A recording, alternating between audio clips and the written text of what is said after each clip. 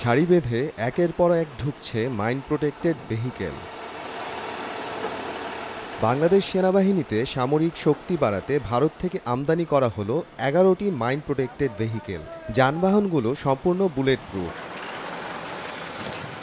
মঙ্গলবার বিকেলে ভারতের পেট্রাপোল বন্দর হয়ে এসব মাইন প্রোটেক্টেড ভেহিকেল বেনাপোল বন্দরে প্রবেশ করে। মাইন প্রোটেক্টেড ভেহিকেলগুলো বন্দরে প্রবেশ করলে দেখতে সীমান্তে ভিড় জমায় উৎসুক জনতা। আমরা এই সেনাবাহিনী গাড়ি এই যে ভারত থেকে এসেছে আমরা কোনোদিন দেখিনি, তাই আমরা এই গাড়িগুলো দেখতে আসলাম। ভারত থেকে যে ১১টি মাইন প্রোটেক্টিভ ভেহিকেল আমদানি হলো, এতে আমরা মনে করছি যে দেশের সুরক্ষা ব্যবস্থা আরও জোরদার হবে। এদিকে যানবাহনগুলোর সুরক্ষায় নিরাপত্তা বাড়িয়েছে স্থলবন্দর কর্তৃপক্ষ। এখন জন্ম সনদ দিয়ে খোলো বিকাশ স্টুডেন্ট অ্যাকাউন্ট। নিজের বিকাশ নিজে কর।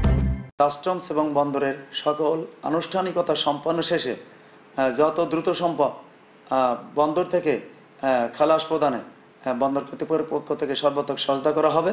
ইতিমধ্যে আমাদের বন্দরের নিরাপত্তার দায়িত্বে আনসার সিকিউরিটিদেরকে এই আমদানিকৃত মাইন প্রোটেক্টিভ ভেহিকেলস এগুলোর যথাযথ নিরাপত্তা প্রদানের জন্য সংশ্লিষ্টদেরকে নির্দেশনা দেওয়া হয়েছে। আমদানিপত্রের তথ্য মতে ১১টি মাইন প্রোটেক্টেড ভেহিকেলের আমদানি মূল্য দেখানো হয়েছে ৩৮,৫,০৩৯ ইউএস ডলার, যা বাংলাদেশি টাকায় প্রায় ৪৬ কোটি টাকা। সময় সংবাদ, বেনাপোল।